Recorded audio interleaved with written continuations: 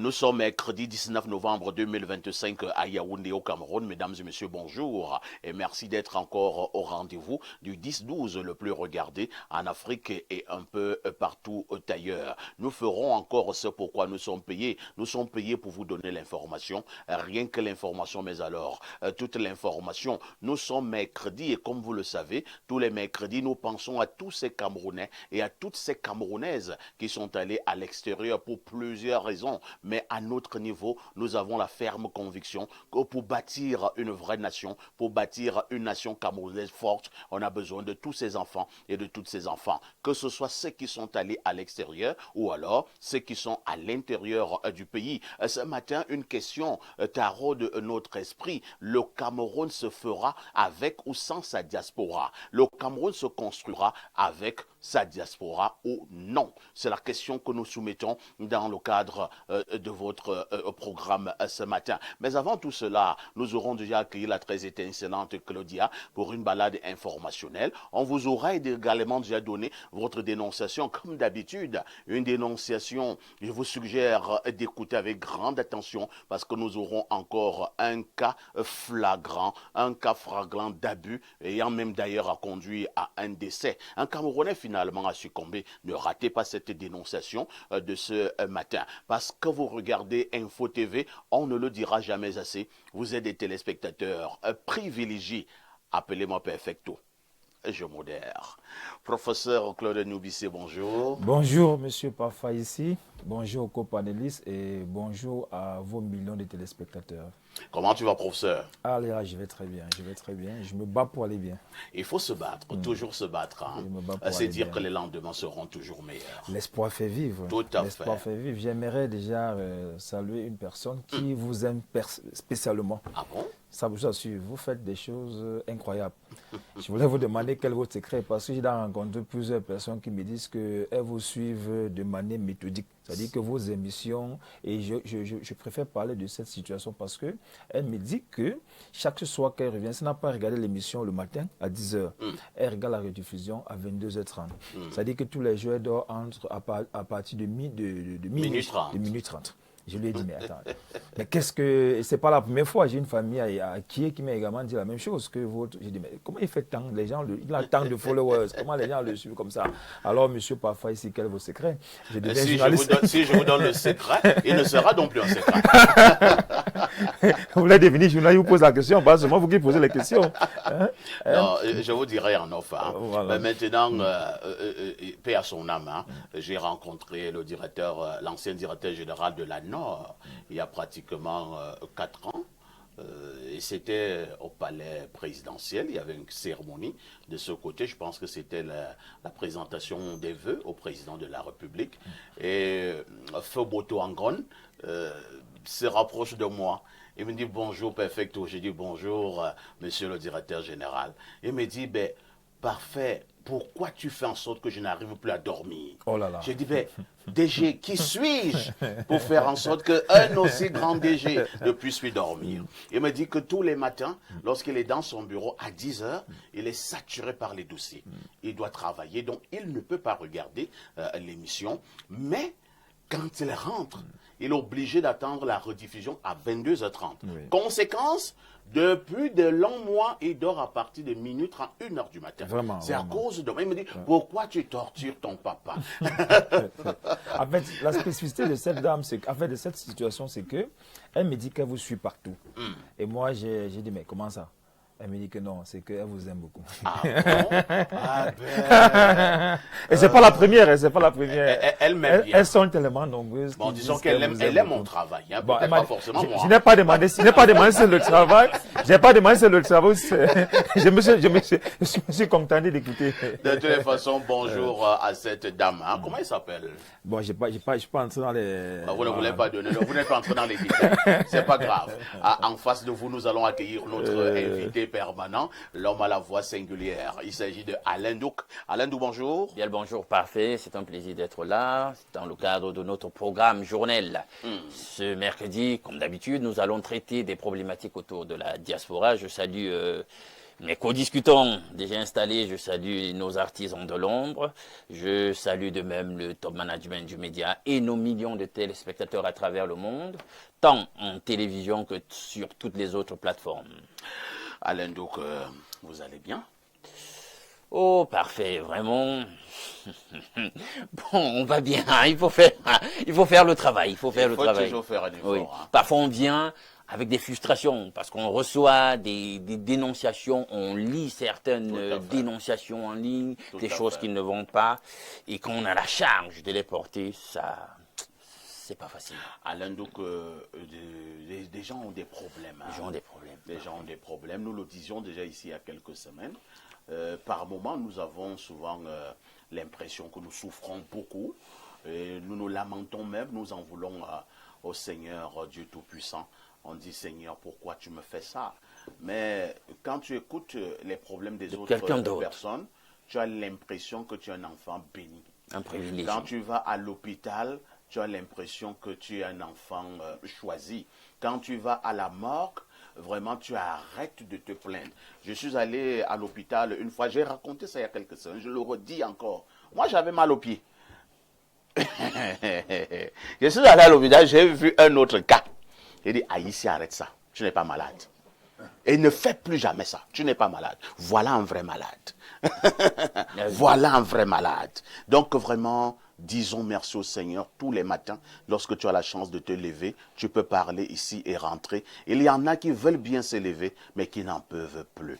Donc vraiment, pour toutes ces personnes qui souffrent dans leur chair, dans leur âme, nous soumettons leur cas devant le Seigneur Dieu Tout-Puissant. Merci Alain Douka. Je t'en prie. Nous avons prié pour ces personnes. Accueillons un grand frère dans le domaine de la communication et plus précisément dans le domaine du journalisme. C'est près de 4 décennies dans ce métier-là. Il est enseignant de journalisme et devenu également depuis des années homme politique. Il est par ailleurs écrivain. Docteur Hugues François Nana, bonjour. Bonjour, parfait. Comment vous allez? Bonjour à tous les téléspectateurs de votre merveilleuse chaîne de télévision, qu'il s'agisse des téléspectateurs du Cameroun ou de ceux de l'étranger, je leur adresse mon salut fraternel. Merci, docteur Hugues François Nana. Quel est votre dernier ouvrage? Mon dernier ouvrage s'appelle Mon atelier, jeux et enjeux du pouvoir politique au Cameroun. Globalement, vous évoquez quoi? J'évoque le rôle de cette commune, de cette communauté et de ce département de la Ligue, son importance dans la politique globale du pays. J'ai écrit ce livre dans la perspective... Si nous pouvons avoir un zoom sur cet ouvrage, ça me ferait du bien. Nous avons écrit un livre à l'occasion du 60e de la commune de mon atelier. Et comme il s'agissait d'un événement survenant à quelques encablures, à quelques mois de l'élection présidentielle, j'ai voulu attirer l'attention de tout le monde sur le fait que la petite commune, la petite bourgade créée il y a 60 ans est devenue, au fil des ans, une place forte de la politique nationale. Parce que le président Paul Biya, qui était candidat déjà à sa propre élection, il est élu aujourd'hui, avait déjà fait 2 visites à mon atelier. Ce n'est pas peu. Et il n'est pas allé là-bas pour se balader. Parce qu'il y a un rôle politique que ce département joue. Au-delà du rôle politique, docteur Hugues François Nana, certains ont souvent évoqué des problèmes également d'ordre mystique. Beaucoup ont fait comprendre que la Léquié, et notamment les Étones, étaient très importants dans le cadre du pouvoir du président Paul Biya. Ce sont des discussions du bar où alors il ne faut pas rejeter tout en bloc. On ne peut pas tout rejeter en bloc. Ce n'est même pas seulement dans le cadre du pouvoir de M. Biya, du président Biya. Il me souvient que lorsque le président Biya est arrivé au pouvoir en 1982, c'est peut-être un secret, je ne sais même pas si je devais le dire, mais je dois le dire. Je dois le dire. Le pouvoir du président Aïdjo était enterré, conservé dans la Liké, Ah bon? à un lieu que je ne vais pas dévoiler, parce que ça peut susciter. Mais vous allez me donner ce lieu en offre? En offre, oui, il était enterré. Ce pouvoir-là était enterré dans un, comment on appelle les pots là, les marmites traditionnelles là. Tout à fait. On appelle ça comment? Un canari. Il était enterré et on est allé pour dessoucher, pour que ce pouvoir-là tombe définitivement. On est allé dessoucher un arbre.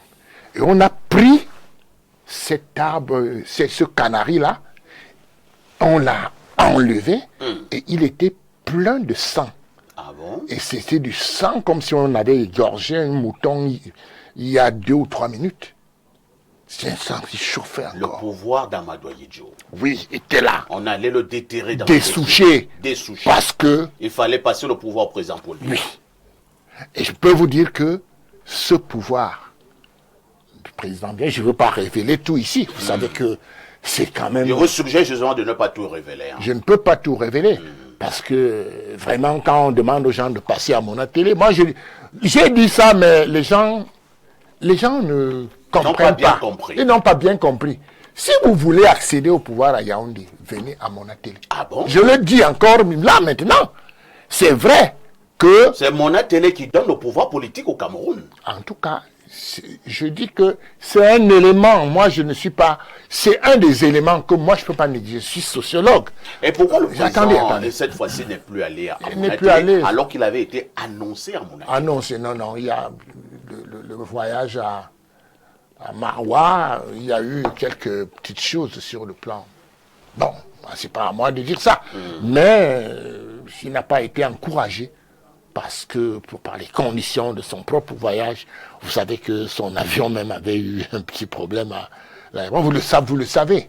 Bon, c'est vrai qu'il y a eu un démenti quelque part. Bon, en tout cas, c'est ce qu'on dit, mais je pense que cette affaire a eu des conséquences sur la suite, puisque à mon atelier, comme je suis de là, et je suis conseiller municipal, on avait tout fait, on avait préparé la visite. Le ministre Yeba ici était venu coordonner également une grande rencontre de toutes les élites, de toutes les forces vives. Tout était déjà prêt. Tout était prêt. Il y a même eu des essais, les hélicoptères ont atterri là-bas pour... Mais à la fin, le président n'est plus parti. n'est plus parti. Vous savez que le départ du président dépend d'abord de lui. Vous pouvez tout préparer. Il faut analyser ça sur l'œil politique ou alors sur l'œil mystico-politique. Non, je crois que il faut analyser ça sous l'œil, sur les deux plans. Sur les deux plans. Mais surtout sur le plan politique, quand même, surtout sur le plan organisationnel. C'est un problème un peu d'organisation, dans la fièvre des élections. Et puis le programme du chef de l'État ne peut pas circuler comme ça, il ne peut pas se faire de manière hasardeuse. Merci, docteur Hugues François. Et je voulais signaler en passant que quand je parlais de mon atelier, quand je parle de mon atelier ici, c'est une création ex nihilo. Vous savez que le département de la Liké, vous voyez, regardez bien, zoomez ici. Le département, quand je parle de mon atelier, je parle du département de la Liké aussi, parce que c'est le chef-lieu. Alors, pour fixer le chef-lieu, vous savez que l'Union et Sanaga avait été divisée en 5 nouveaux départements, parmi lesquels le département de la Liké. Et dans ce département de la Liké, il y a 3 villes qui émergeaient comme des potentiels chefs-lieux. Il y avait Obala, il y avait Okola, il y avait ça, qui se disputait donc pour devenir le chef-lieu des départements. Mais il se trouve que la concurrence était rude. Et le président a transformé un village en chef-lieu d'arrondissement en 1964 et en chef-lieu de département l'année suivante. Et ça a un impact, ça a une signification, parce que vous voyez, la Liké était un bastion du Premier ministre André Marimbida. La toute première personne à avoir dirigé le Cameroun. Oui, c'est Si vrai vous qu'on voyez, on ne le dit pas suffisamment. si vous voyez, C'est André-Marie Mbida qui a été la toute première personne à avoir dirigé le Cameroun. les gens ne le disent pas pas seulement par ignorance. On a voulu effacer ce volet de l'histoire. On ne peut pas l'effacer. Et j'ai écrit ce livre. Et nous voyons effectivement L'une des raisons Mbida. pour lesquelles j'ai écrit ce livre, c'est de dire que le Cameroun n'a pas commencé Avec Ahidjo. Non, pas du tout. Pas du tout. Le Cameroun n'a pas commencé avec Ahidjo. Très bien. Le Cameroun... On va chuter, docteur. On va chuter. Et je voudrais dire que André-Marie Mbida, j'ai eu la chance de le rencontrer étant enfant. Il était déjà aveugle, c'est vrai. Il m'a porté sur ses jambes parce que mon père avait été son parent au séminaire. Et quand il a suivi que j'étais le camarade de son fils, une petite anecdote, si vous permettez, parce que c'est important. C'est important de lire ça. On y reviendra. Je veux ressortir rapidement. Oui, n'est-ce pas? en une minute maximum. En une minute, je prenais un cours d'histoire Oui. au lycée technique, où je fréquentais en seconde. Et le cours d'histoire a dit des choses que l'histoire officielle a retenues. Mais moi, j'avais l'histoire authentique que m'avait raconté mon père sur la chute d'André-Marie Mbida. Donc, bref, c'est comme ça que je ne savais pas que son fils était dans la classe. Et son fils m'a donc interpellé après. Il m'a dit que moi, je suis le fils d'André-Marie Mbida. J'aimerais que tu ailles saluer mon père. C'est comme ça que j'ai été chez André-Marie Mbida. Et son fils, Alphonse Mbida, ce n'était pas ce que vous connaissez, mais il y a un fils qui s'appelle Alphonse Mbida, qui m'a donc amené chez l'oncle André-Marie. Et il m'a porté et il m'a dit, et je veux raconter ça après, et il m'a dit, qu'est-ce qu'il en était de la rumeur, de l'information, entre parenthèses, qu'on donne selon laquelle Mbida ne voulait pas l'indépendance. Il m'a donné des détails de ça, et je peux vous dire que c'était de la manipulation. L'histoire avait été tronquée. Tronquée, oui. Et vous avez la responsabilité de restituer la vraie histoire. C'est ce que j'essaye de faire. Autant que faire se peut. Enfin, Merci, docteur Hugues François Nana. C'est une bibliothèque. Hein. Nous accueillons en face du docteur un homonyme. Hein. C'est un homme politique également. Contre vents et marées, lui soutient les idéaux du RDPC et son champion, le président Paul Biya. Parfait, Ongene, bonjour. Bonjour, Parfait. Bonjour à mes compagnons. Parfait, salut, Parfait. Oui, nous sommes des homonymes, mais il faut rappeler que je suis ton oncle également. Tout à fait, tout à fait. Donc, tout à fait. Cela me vaut davantage tout l'honneur de partager ce plateau avec le sac de modérateur que vous êtes reconnu internationalement. Je voudrais davantage saluer cette sagacité, cette façon pour vous d'organiser les émissions avec beaucoup d'habileté, de doigté. Merci. C'est très important, ça donne de l'audimat, ça donne l'oral indispensable pour l'écoute, parce qu'en ce moment, chaque fois que je termine votre émission, en sortant d'ici, je me retrouve en train de signer des autographes au quartier, à des niveaux parfois insoupçonnés. Donc, pour vous dire que votre émission est très écoutée, du moins vos émissions sont très écoutées, très regardées à travers le pays, et je pense qu'on sera à la hauteur pour véhiculer à la fois la bonne information, mais aussi la meilleure information, une information qualitative qui permettra à de nombreux téléspectateurs de s'en délecter. Parfait, Ongene est donc conseiller régional du côté du sud. 10h, 11h52. Qui dit mieux?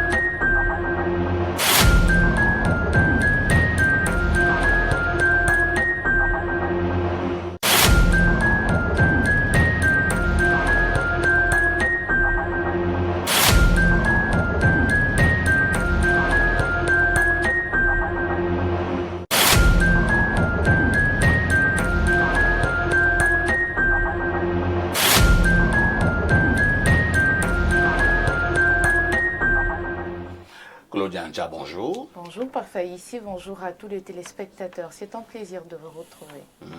Qu'est-ce que vous voulez faire pour cette journée? Rien de spécial. Alors, le 30 qu'est-ce que je veux faire? Ça veut dire que... Tu as encore une autre chose ce matin? Non, ça veut dire que vous avez... Parce que toi, tu ne cesseras de me surprendre. Ça veut dire que vous avez une surprise pour moi alors? Une surprise... Je n'ai pas de surprise en journée, hein, beaucoup plus dans la nuit. Ok, d'accord.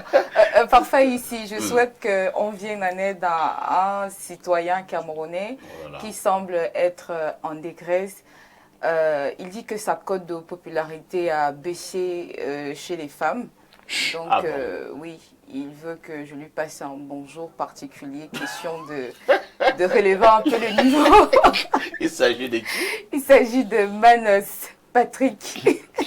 Manos Patrick. Oui, Manos Patrick. Il me dit donc les voisines ne le gèrent plus. Non, les voisines ne le gèrent plus. Même quand il va à l'école, à l'université, même les petites personnes ne le regardent. Donc, du coup, il faut que je prononce son nom à cette En prononçant son nom, ici, ça va. Manos Patrick. Oui. Manos Patrick, on a prononcé ton nom. Hein. Voilà. Mais je vais te dire un truc, Manos. La popularité au niveau des femmes, ça ne fait pas que du bien. Hein. Ça peut même, à un moment donné, vous clôt au pilori. Donc, va doucement. Il est à l'université, c'est ça? Oui, il est à l'université. Concentre-toi sur tes études. Fais bien l'école et l'école te fera du bien. Voilà, bien Claudia, envoyé. Oui, parfait. Que disent les journaux? Parfait, ici les journaux sont en kiosque ce matin et voici l'essentiel de l'information à retenir. Qui manipule Kuete, le secrétaire général du comité central du RDPC dans la région de l'extrême nord? Le quotidien Info Matin qui traite de cette actualité nous indique en page 3 la décision du secrétaire général du comité central d'annuler les remplacements apparemment provisoires des membres de la délégation permanente régionale opérée par le PAN s'avère en ce moment précis, contre-productive et inopportune. À l'observation, le chef de la dite délégation, Cavaillé Guédibril, semble tout simplement vouloir redynamiser le parti dans cette région en palliant dans l'immédiat le vide du fait des membres décédés ou indisponibles. Au bas une de ce journal, c'est Jean-François Mebinga qui s'exprime. L'opposition devrait proposer ce qui inspirerait les générations futures. Dans une tribune, le journaliste et écrivain tente de calmer ceux qui veulent le changement tout de suite. Le quotidien Capto Public Cameroun Tribune parle du Cameroun et de la Guinée équatoriale en dialogue permanent, écrit Marie-Claire Nana ce matin. La visite officielle qu'effectue depuis hier à Yaoundé le vice-président équato-guinéen Théodore Nguema Obiang Mangé offre 2 ans de pays frères une nouvelle occasion de renforcer leurs relations bilatérales. Le de Marc a été accueilli ce mardi après-midi à l'aéroport international de Yaoundé-Simalène par le Premier ministre, chef du gouvernement Joseph John Gouté. Approche Imo Yaoundé 7 en pionnière, c'est l'information qui barre la une du quotidien Mutation. Georges-Alain Boyomo écrit en page 7, le ministre de la décentralisation et du développement local a lancé hier mardi une vaste opération d'assainissement avec près de 500 jeunes et femmes recrutées dans cette commune de la capitale. Cet événement inaugure les travaux à haute intensité de main-d'œuvre pour lesquels le président de la République, Paul Biya, promet de consacrer d'importants financement. L'actualité dans cette revue de presse, c'est aussi l'affaire Martinez-Zogo. Le messager qui est en kiosque ce matin s'interroge à qui profite le crime. À bientôt 3 ans de la découverte du corps supplicié de l'animateur radio, le bal des procédures coince devant le tribunal militaire de Yaoundé. De nouvelles personnes sont interpellées pendant que le peuple attend désespérément que la vérité éclate et que la justice soit rendue.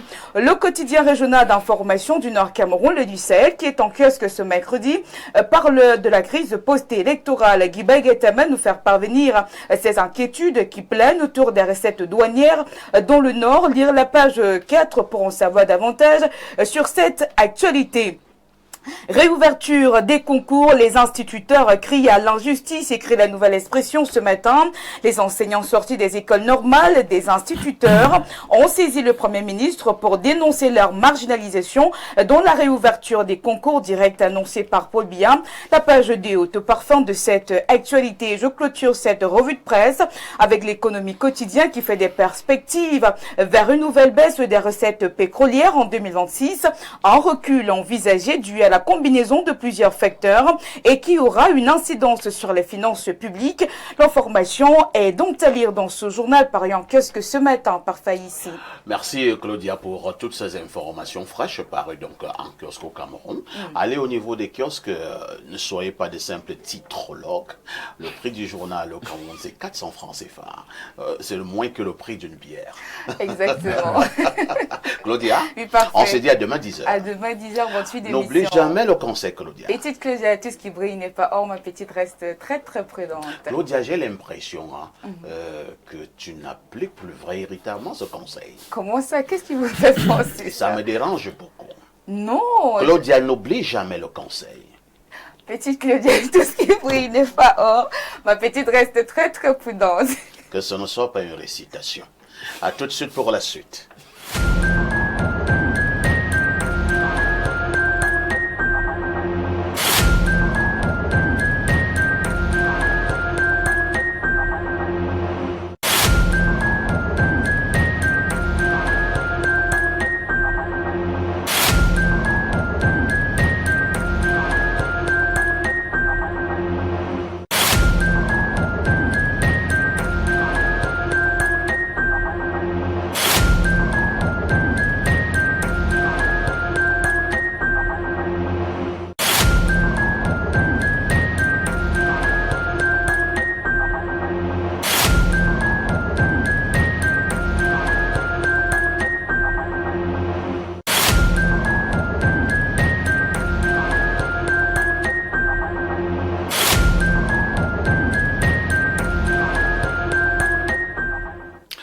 Alain Douk, cette fois-ci pour la dénonciation de ce matin.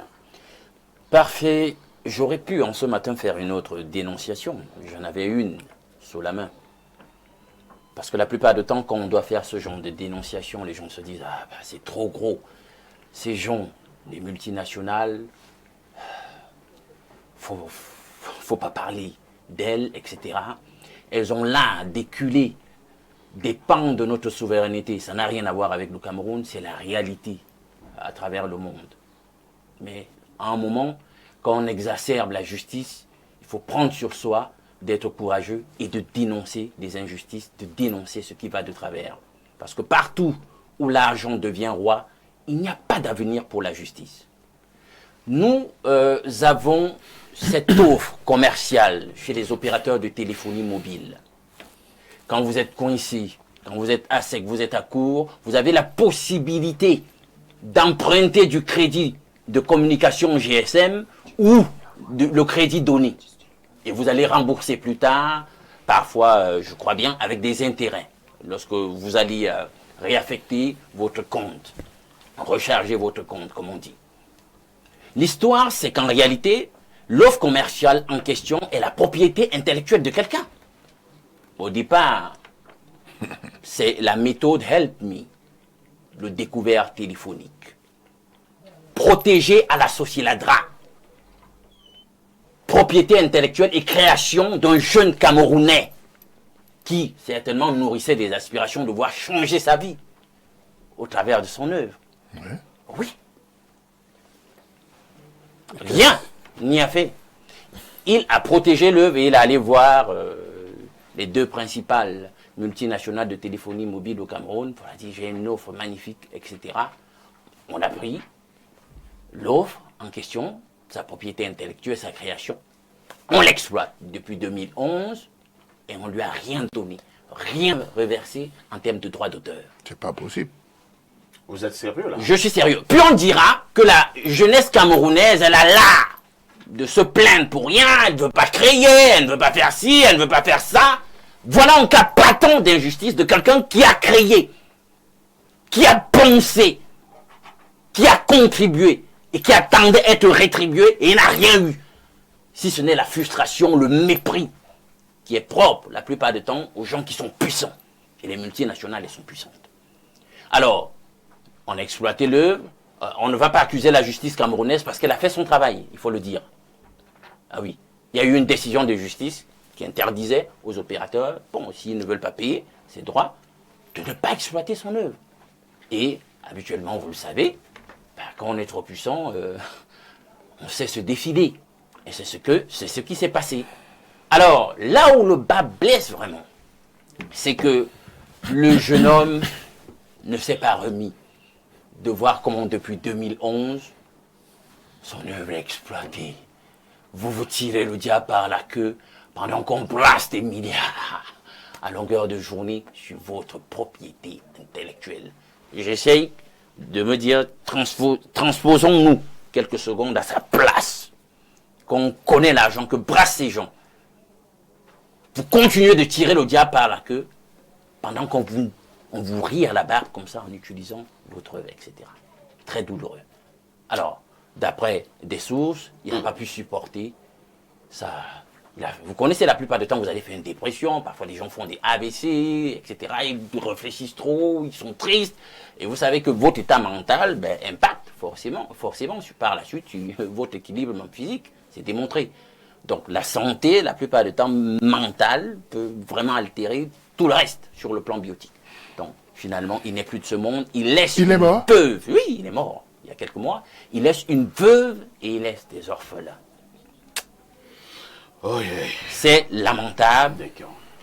Il ne faut pas qu'on laisse à un certain moment des gens puissants faire ce qu'ils veulent. Non. Je ne pense pas que c'est le pays dont nous rêvons. D'accord. Merci Alain Dou pour cette dénonciation. Vous avez dit qu'on appelle, entre guillemets, cette application Help Me. En réalité, originellement, c'est le nom qui est protégé. La méthode Help Me le découvert. Non, en fait, c'est la méthode. Voilà. C'est-à-dire que ce qui a été découvert, Voilà. c'est ça. C'est ça. C'est ça qu'on exploite. Les deux firmes exploitent. C'est-à-dire, vous pouvez emprunter du crédit Le découvert à MTN ou bien voilà. à Orange. Exactement. Et vous dites que c'est un monsieur qui allait vendre, entre guillemets, proposer Il a proposé. ce service à ces deux firmes, mais par la suite, le monsieur n'a jamais été rémunéré. Jamais. C'est ça la dénonciation. Jamais. Il n'a jamais été. Alors, professeur Noubissier, au cas cela est vrai, votre commentaire. Au cas où ça est vrai, ça devient très compliqué. Vous savez, la problématique de notre pays aujourd'hui, c'est que nous ne savons pas pourquoi les multinationales sont plus influentes que les nationales. Parce qu'il faut le dire. Le contexte camerounais fait que quand tu as l'argent, tu as le pouvoir et tu es au-dessus de la justice. C'est ça qui fait problème. Moi, j'imagine, d'après le récit des dénonciations de M. Alain Douk, que ce monsieur a dû se plaindre aux endroits les plus importants et qui n'a pas suffisamment été écouté. Parce que la problématique du Cameroun, c'est que quand les multinationales arrivent, elles essaient d'abord de jauger le terrain. Et lorsqu'elles se rendent compte qu'il suffit d'avoir un peu de l'argent pour imposer ton diktat, ça devient automatique, ça devient comme une empreinte à la camerounaise. C'est donc pourquoi ces gens peuvent nous exploiter. Ce n'est pas seulement le seul cas. Il y a tellement de cas au niveau déjà de... Il convient de le dire, parce que dans des conversations au quartier, moi j'ai déjà eu un autre cas comme ça, sur une autre offre, où des gens ont dit c'est un cas qui existe, et le gars était tellement frustré, il a même dû fuir, etc. Oui, il y a tellement de cas, même au niveau même de crédit de communication, du coût de la communication. Je pense que le débat sur le coût a déjà été suffisamment débattu. Et aujourd'hui, on se rend compte qu'il y a une exploitation de la propriété de quelqu'un, parce que nous sommes dans le domaine de la propriété intellectuelle. Tout à fait. Et qui est une propriété qui est encadrée. Et la notion de droit d'auteur, ce n'est pas nous les Camerounais qui l'avons inventée. Lorsqu'on a parlé du droit d'auteur, il faut qu'on encadre sur le plan juridique afin que les ayants droit puissent être payés. Voilà un monsieur qui a monté son label. On peut pas imaginer des nuits sans sommeil. On peut pas imaginer les efforts qu'il a fait sur le plan intellectuel et arriver à mettre en place ce label. Il rêve parce que beaucoup de personnes ne vivent que de ce qu'elles ont produit. Tout à fait. Comment ne pas vivre de ce qu'on a produit? Alors, la question de droit d'auteur doit être encadrée par l'État. Moi, je pense que l'État devrait soutenir ces Camerounais qui osent. Cette question est même encadrée. Hein. C'est encadré.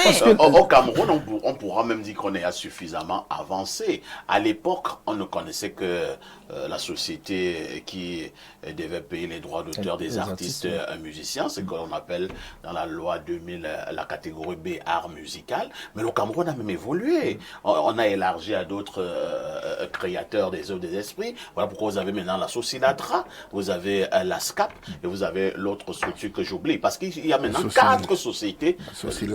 Voilà, surtout 4 sociétés de droits d'auteur au Cameroun. Ben, la question, c'est que comment alors cet individu n'a pas pu entrer en possession de ses droits? Ça montre qu'il y a une volonté de ne pas lui payer cet argent. Et cette volonté-là, c'est tout simplement parce que l'État du Cameroun, parfois, ne frappe pas avec une violence. Et si on entre dans l'imagerie cachée de cette histoire, vous vous rendez compte qu'il y a des Camerounais qui sont quelque part, qui ont dû peut-être, bon, on est dans le peut-être également, qui savent que ce dossier existe et qui peut-être ont reçu ou perçu de l'argent juste pour couvrir ce dossier-là. Mais ce qui est dangereux, c'est parce que la personne est décédée. Moi, je voudrais donc profiter en tant que psychologue pour préparer mentalement les gens. Sachez que dans le contexte actuel au Cameroun, on doit être mentalement préparé à ne pas céder à des pressions qui viennent de l'extérieur. Parce que on m'a fait part la semaine passée de quelqu'un qui a vu ses 3 tasses brûlées pendant les crises post-électorales et qui est mort d'un AVC. Oh là là. Bon, il y a des cas. Les Camerounais doivent vivre sachant que mentalement on doit être préparé à savoir que tout ce qu'on a un matin, on peut tout perdre. Parfait, Ongene, nous sommes là en plein dans la défense du droit d'auteur. Quelqu'un a mis sur pied une innovation, il est allé auprès des sociétés qui pouvaient en bénéficier, mais par la suite, la personne apparemment n'a pas bénéficié. Parfait, je voudrais vous rappeler une chose. Vous avez connu un groupe ici qu'on appelait Zangalewa. Oui. Le groupe Zangalewa. Il y a eu, je pense, Shakira, lors de la Coupe du Monde 2010, en Afrique du Sud, qui avait plagié la chanson des Zangalewa. Les Zangalewa ont porté plainte. Ils ont porté plainte à Sony. Et les Zangalewa ont eu des centaines de millions de francs CFA en titre de dommage. Parfois, vous avez connu un monsieur qu'on appelait Manu Dibango. Et il a été plagié aussi. Vous savez par qui? Par Michael Jackson, dans sa chanson Soul Makossa. Michael Jackson avait plagié 3 secondes de Soul Makossa. Manu Dibango a porté plainte et Michael Jackson a été payé. Manu Dibango a eu des centaines de millions de francs CFA. Pourquoi nous jouons au Cameroun avec le droit d'auteur? Je ne pense pas qu'il s'agisse d'un jeu, à proprement parler, concernant les droits d'auteur. Je souscris beaucoup plus je suis tenté de souscrire à la propension très élevée de l'ignorance. C'est-à-dire l'ignorance de ses droits et des démarches à entreprendre pour effectivement être bénéficiaire de ses droits, pour rentrer en possession de ses droits. Souvent, vous savez, il ne suffit pas de revendiquer, il faut encore respecter les mécanismes qui vous permettent effectivement d'avoir gain de cause dans une démarche de revendication. Alors, la première des choses à relever ici, si l'information est avérée, c'est que lorsque vous êtes propriétaire d'une initiative, d'une invention, il faut que cette invention soit déjà certifiée au niveau des services compétents, du département ministériel compétent. C'est-à-dire que comme il s'agit d'une affaire d'art et de culture, il fallait, bon, là même, c'est le ministère des Arts, la Culture. Des Arts, la Culture, de la communication, des télécommunications, parce qu'il s'agit d'un aspect qui concerne. Il y a plusieurs ministères qui peuvent même entrer en œuvre. Compte, c'est-à-dire que il y a le ministère des PT. Des PT de partenariat. Votre invention est donc déjà d'abord validée à ce niveau, parce que l'invention a toujours un caractère scientifique. Et ce caractère scientifique voudrait effectivement qu'il y ait des tests méthodologiques qui nous permettent de valider ou d'invalider. Lorsque vous avez terminé cette étape, vous devez maintenant vous rendre à l'OAPI pour la protection de votre initiative. Tout à fait. On vous crée un label, ce label est connu et l'OAPI n'a pas seulement il n'est pas de nationalité seulement camerounaise. Il s'agit de l'Organisation africaine de la propriété intellectuelle. Ça veut dire qu'au-delà des frontières du Cameroun, vous pouvez vous prévaloir de votre invention. À partir de ce moment, vous avez réussi à avoir tous les éléments qui vous permettent de prétendre à un quelconque droit au plan juridique. Alors, je soupçonne donc fortement que ce monsieur était allé naïvement avec une invention auprès de ces acteurs. Il a rencontré un autre malin dans ces structures qui, dans Qui une disette... peut-être même allait protéger. Voilà, qui dans une disette... dans une carence d'innovation, d'idées, parce que vous savez, lorsque vous êtes employé dans ces multinationales, il faut être inventif. Tout à fait. Il faut innover. Et ce n'est que votre capacité à innover, à faire avancer l'entreprise, à créer des produits qui peuvent renforcer le gain de l'entreprise, qui permettent d'avoir des promotions. Donc, si vous tombez sur un malin qui est en difficulté, en panne d'idées, d'initiatives, et vous le rencontrez, il vous dit, bon, vraiment, mettez à ma disposition votre projet. Là, Et vous volez cette invention. Il vous vole cette invention. En vous volant cette invention, il va lui protéger rapidement peut-être ce que vous n'avez pas fait à l'OAPI, et il vient présenter ça dans son entreprise comme étant son innovation.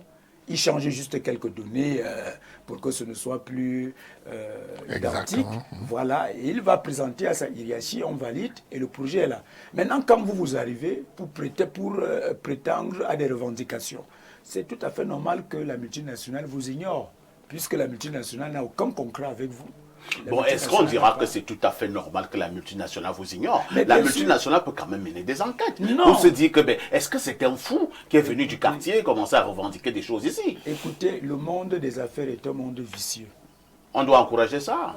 Oui, il faut être prudent lorsque vous y allez. C'est pour ça qu'on demande à tous les acteurs qui veulent s'engager dans la vie publique en général d'être toujours accompagnés d'un avocat, d'être toujours accompagnés d'un conseiller, et ainsi de suite, selon votre domaine. Parce que, voyez-vous, c'est un monde vicieux.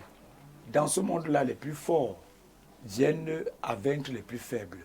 Et c'est le jeu du rapport de force et de domination qui se joue là-bas. On vous comprend, mais le président de la République, lui-même, le président que vous soutenez, a dit, il a demandé aux jeunes d'innover, de créer, d'oser. Alors un jeune qui a osé, qui a créé, où est-ce qu'il va trouver les moyens d'avoir un avocat, les moyens d'aller certifier son œuvre à l'OAPI, ainsi de suite. Alors pourquoi nous ne devons pas condamner la malhonnêteté et nous finissons par condamner les jeunes qui innovent et qui osent? Ah non, c'est trop facile de le dire.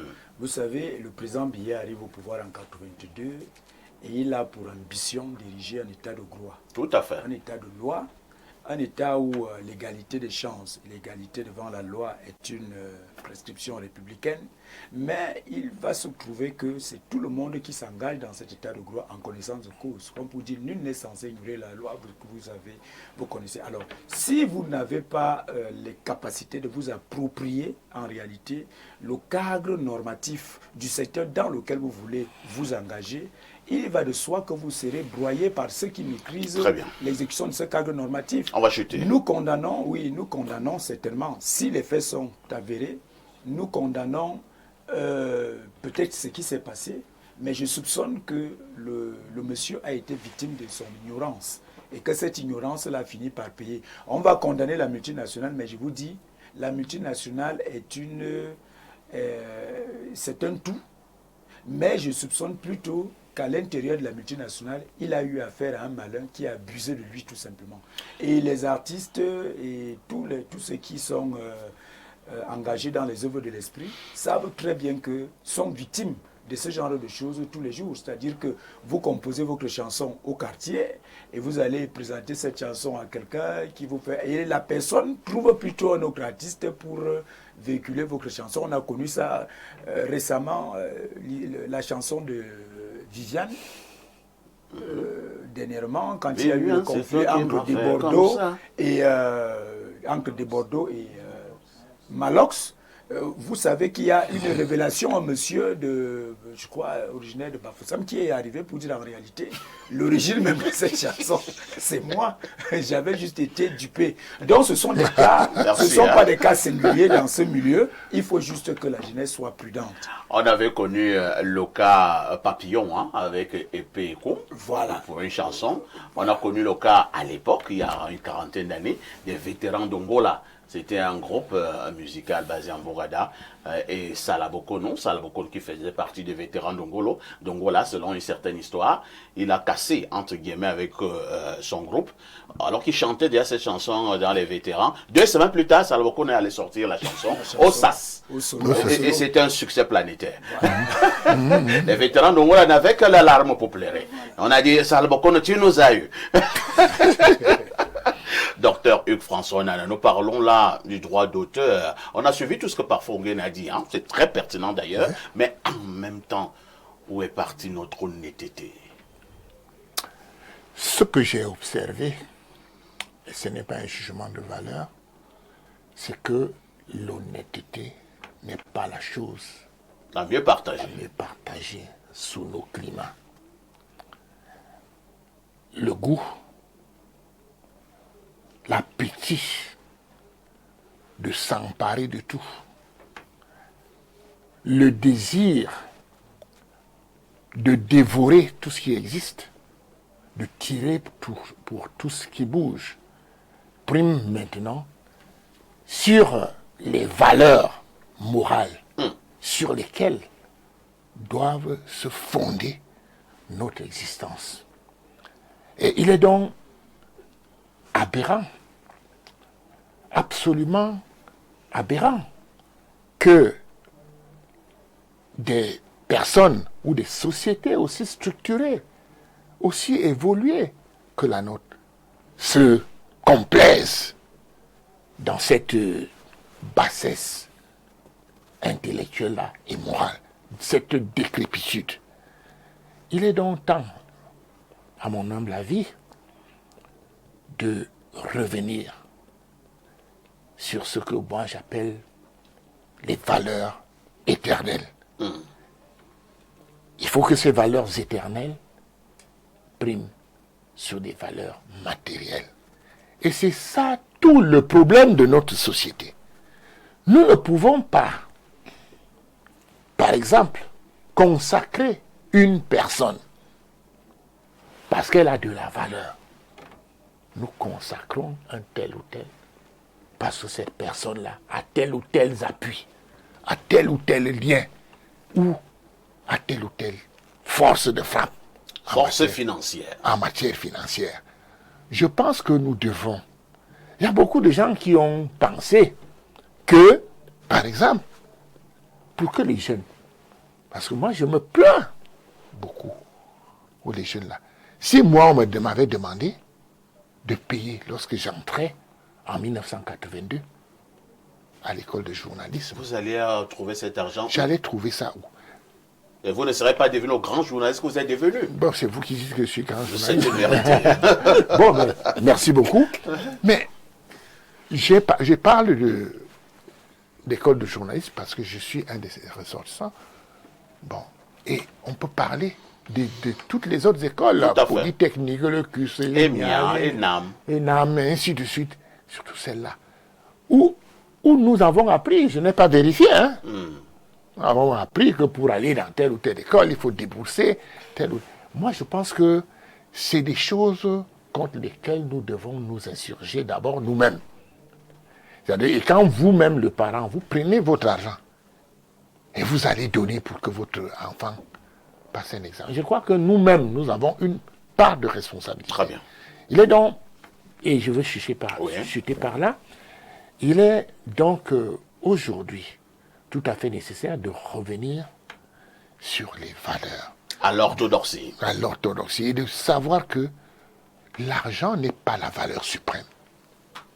Ce qui peut être considéré comme valeur suprême, c'est peut-être, pour être spirituel, c'est peut-être Dieu, c'est peut-être le bien. Le bien, c'est-à-dire faire du bien, parfois pour rien. Faire du bien à votre prochain, faites du bien à vous-même, faites du bien à votre enfant, faites du bien à votre épouse, faire du bien à un étranger. N'est-ce pas? Donc, agir en sorte que vous rendez le monde meilleur que vous l'avez trouvé. Agir de telle manière que vous rendez le monde meilleur que vous l'avez trouvé. Alain Douk, ce matin, nous sommes en train de pleurer sur le cas d'un jeune Camerounais qui a eu à inventer. Il a osé, il a innové, mais à la fin, apparemment, il a été floué. Je vais prendre totalement à contre-pied ce qu'a dit mon voisin, Parfait. ton homonyme, ton oncle. En réalité, il y a quelque temps, j'ai rédigé une œuvre, j'ai composé une œuvre. J'ai un contact de longue date qui travaille à l'OAPI. Je l'ai contacté par WhatsApp pour lui dire, ben voilà la nature de l'œuvre que j'ai. Est-ce que c'est chez vous là, comme tu es là-bas, tu peux me faciliter les choses à l'OAPI pour que je protège l'œuvre? Il m'a dit non Alain, c'est pas ici. Il m'a réorienté, il m'a dit va plutôt vers telle société de droit d'auteur. C'est eux qui ont, voilà. À l'époque, c'était la SCAP. Il m'a dit, va plutôt de ce côté-là. C'est eux qui ont la charge de gérer ça. Il m'a réorienté pour me dire qu'à l'OAPI, déjà, c'est pas tout, hein. Non, pas tout qu'on protège là-bas. Donc, il y a des spécificités. À l'OAPI, ce sont des inventions. Maintenant, je veux rappeler. C'est-à-dire que mon voisin, ton oncle, n'a pas fait attention aux détails. L'affaire a été judiciarisée. J'insiste là-dessus. Et je dis que le droit a été dit par nos magistrats. Il faut être clair là-dessus. Et je pense que quand on veut dire le droit sur un tel sujet, il y a des expertises. Est-ce que les prétentions du jeune homme étaient totalement arbitraires, etc., avant qu'on dise le droit sur le sujet? Ben non. On constate que le droit a été dit, mais on connaît les réalités aussi. Que la plupart du temps, ben, vous le savez, selon que vous serez riche ou pauvre, etc. Puissant ou misérable, les jugements de cour vous rendront blanc ou noir. C'est un peu ça le problème. Et je veux parler comme au quartier. Parce que ce jeune homme, si on avait respecté ses droits, c'est un milliardaire. Ouais. Il faut qu'on soit clair, comprenez ça comme ça. Et alors, il y a des gens qui pensent que ben lui, il est qui pour qu'il finisse milliardaire et tout. C'est possible. Et l'argent, c'est comme ça, le dieu de ce monde. Ce n'est que ça. C'est autour de l'argent et d'une démonstration de puissance. Et moi, je le dis, voilà des gens qui brassent de l'argent sur nous pour rien. Hier encore, j'ai essayé de passer quelques appels, c'était haché, etc. Tu n'entends pas l'interlocuteur, patati patata. Chaque jour, ils brassent des milliards. Personne ne porte plainte pour ça. Est-ce que je ne suis pas en droit de porter plainte à ces opérateurs de téléphonie mobile pour cette espèce d'arnaque que je subis tous les jours? La mauvaise qualité de service. J'ai un téléphone. Jusqu'à présent, je suis obligé d'utiliser un VPN pour fluidifier l'Internet sur mon téléphone. Jusqu'à présent. Je porte plainte, moi, à ces multinationales. Si je porte plainte pour ce qu'elles me font subir, j'aurais raison. Combien de Camerounais subissent ça, ces abus? On se plaint? Qu'est-ce qu'on fait? On nous écoute? Mais non, il faut que ça cesse. S'il faut, à chaque fois que dès qu'on est puissant, on peut écraser tout le monde, on peut piétiner les pans de souveraineté des pays, on piétine la justice, on a beau dire le droit, ça sert à rien. Ça veut dire qu'on est dans la consécration de l'arbitraire, ça fait mal. Ça fait mal. Merci, hein? Ça fait mal. Lisons ces nombreuses contributions de nos téléspectateurs à travers le monde. Bonjour, je suis Christian Tabi. Oui, je connais Christian Tabi. Il continue en disant, conseil en propriété intellectuelle, concernant la dénonciation de ce matin, si ce monsieur a eu un brevet d'invention à l'OAPI, ses ayants droit pourront bénéficier de ses droits, que cette famille se rapproche de moi. D'accord. Je pense que les solutions commencent à arriver. Que dit ce téléspectateur? Bonjour parfait et à ton panel. La dénonciation de ce matin a trait à un concept bien pensé et construit par les puissances de ce monde. Bien vouloir relayer ce poste ci-dessous pour mieux être édifié. C'est lui, Bruno Eloumou, qui envoie le message. C'est vrai qu'il m'envoie une vidéo là. Hein. Ouais, donc mon ami Eloumou, je suis en direct, je ne peux pas en même temps suivre la vidéo. Je n'ai pas encore ces dons. Voilà. Un autre message ce matin. Salut le panel, c'est horrible, horrible ce qui se passe au Cameroun. Sans la protection des compétences locales, ce jeune ingénieur s'appelait Passy Evina King. Comme l'a dit Alain Douk, ce jeune a protégé son œuvre. Il a saisi un avocat, maître Timban Mbomo. Voilà. Il a saisi le président de la République, Paul Biya. Il a saisi l'ART. Il y a eu une décision de justice exécutoire. Mais qui a refusé d'être exécuté? Où allons-nous? Voici 2 documents de la reconnaissance de ce génie décédé d'AVC il y a quelques mois. C'est vraiment dommage. Il m'envoie quelques documents là. Hein. Je vois un document là déjà de la Sociladra. Je vais le lire. Hein. Sociladra, je vois la direction générale département de la documentation et des répartitions. Yaoundé le 27 avril 2022.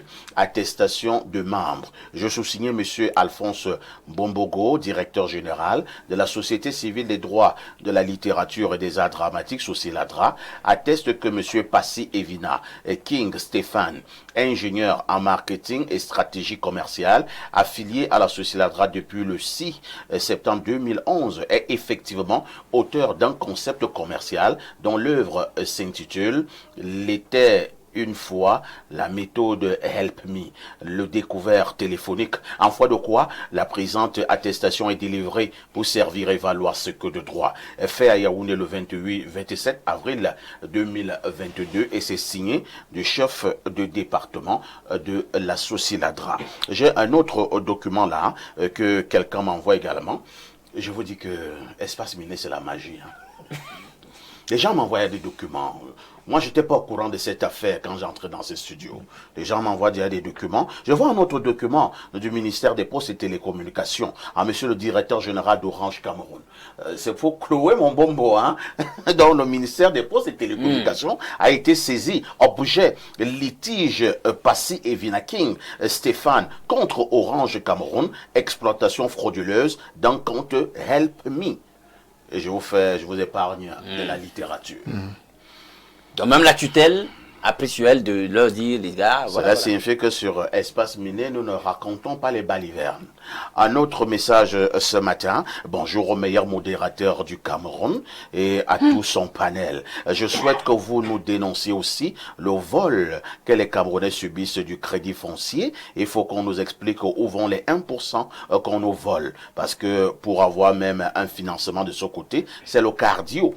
Bon, vous avez parlé de vol, hein. Vraiment, ce sont vos mots. Si vous avez des éléments, venez nous rencontrer et on fera le reste. Un autre message, c'est le plus 971. Il s'agit d'un message qui nous vient des Émirats Arabes Unis et que dit ces téléspectateurs. Bonjour, tonton parfait et à tout ton panel. Pour la dénonciation, oui, le droit a été dit, mais pas appliqué. Et c'est le véritable problème de notre cher et beau pays, le Cameroun, dans presque tous les domaines. Je pense que pour ma part, il faut un organe propre pour le suivi des cas pareils. Vraiment dommage pour ce dernier. Merci, c'est Fabrice de Dubaï qui envoie cette contribution.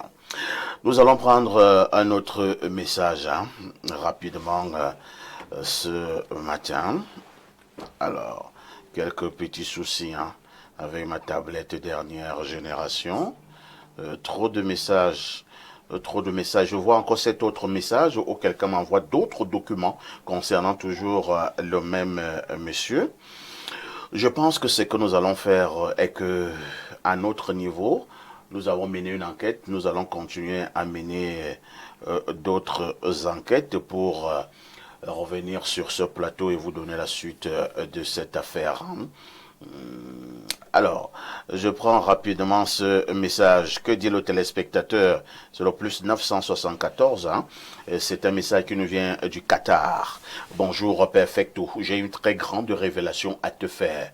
Sais-tu que Yaoundé, en fait, était l'idée d'un ami d'enfance?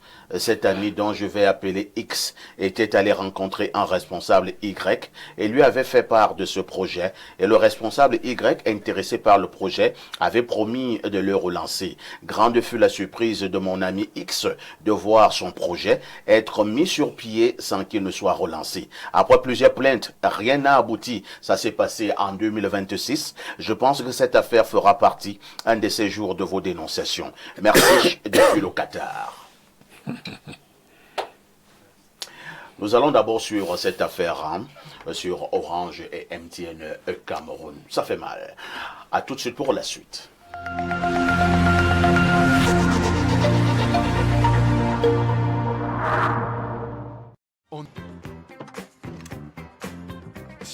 sport, séries et grands spectacles, les cadeaux sont déjà là. En ce moment, réabonnez-vous à votre formule habituelle et profitez de 15 jours à toutes les chaînes ainsi qu'à l'option DSTV English+. Échappez à l'ordinaire. Bienvenue à Bagofit Sun City, votre complexe 4 étoiles au cœur de la forêt équatoriale. Ici, le luxe rencontre la nature. Profitez de nos 125 lits pour un séjour de charme et de sérénité dans un cadre exceptionnel. Un lieu d'exception pour vos événements, conférences, banquets. Donnez une nouvelle dimension à vos rassemblements. Laissez-vous emporter par l'action. Football, basketball, des infrastructures modernes dans un environnement unique. Après l'effort, le réconfort. Accordez-vous une pause dans nos espaces bien-être et beauté. Explorez ensuite notre parc écologique. Un havre de paix alliant charme et sérénité. Bagofit Sun City, plus qu'un séjour, une évasion. Réservez votre expérience inoubliable dès aujourd'hui. Téléphone 653 34 77 39 6 21 09 35 64. Écrivez-nous à notre adresse email bagofitsuncity@yahoo.com ou visitez notre site web www.bagofitsuncity.com. Sous le haut patronage du ministère de la Santé publique, l'hôpital Jameau de Yaoundé organise des journées portes ouvertes.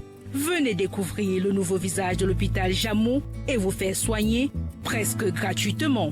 Du 26 au 28 novembre 2025, de 8h à 16h. Au programme, consultation gratuite des ORL, pneumologue, cardiologue, allergologue, neurologue, psychiatre, ophtalmologue, stomatologue, entre autres. Bénéficiez également à moindre coût des soins dentaires, cures de désintoxication et sevrage, médicaments et produits médicaux, des analyses biologiques, séances de kinésithérapie, des explorations fonctionnelles et dépistage des cancers chez l'homme et la femme. Hôpital Jameau de Yaoundé, des soins spécialisés pour tous les 26, 27 et 28 novembre 2025. Événement dans l'univers de l'amour. Du 28 au 30 novembre 2025 à Yaoundé, la maison de couture Zimé Style vous invite à un pop-up store avec présentation de la collection de chemises Zimé, une marque choisie pour célébrer l'authenticité, un symbole d'élégance et de fierté conçu au Cameroun avec passion et exigence. De 9h à 18h, venez découvrir à la rue Sépère, face Chapelle Atna, le meilleur du Made in Cameroun dans l'univers de la mode. Contact 620 83 87 04. The Distance Learning Center is located near Government Bilingual Technical High School, Yaoundé, and has renovated facilities with high-tech equipment, 5 recording studios for courses taught by teachers selected from among the best in the country, over 11,000 educational videos available online, a virtual science laboratory, live preparatory revision sessions for official examinations, instant support from an artificial intelligence tutor, a database of official examination papers from the past 10 years, psychosocial support to learners accessible using the toll-free number 1530. So log in, learn, catch up, and make progress by clicking on the following links.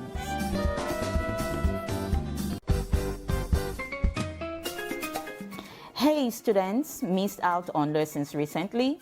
Do not worry, the Distance Learning Center has you covered with the National Catch-Up Lessons program.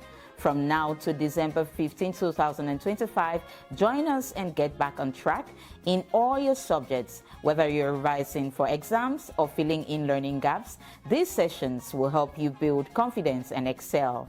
Don't be left behind. Tune in, learn, and grow. profitez de 15 jours à toutes les chaînes ainsi qu'à l'option